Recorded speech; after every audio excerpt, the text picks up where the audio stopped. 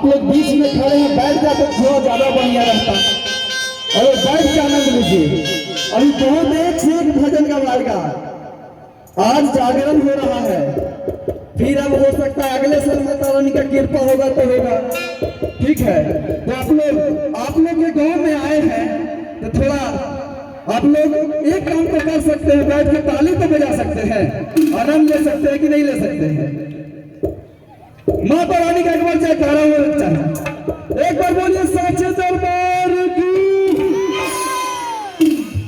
सबको अपना अपना माई के घर बुलावे के बाद बुलावे के बाद देखिए भैया, हमारा YouTube चैनल भी है, ठीक है, सिंगर रोहित सिंह राजा।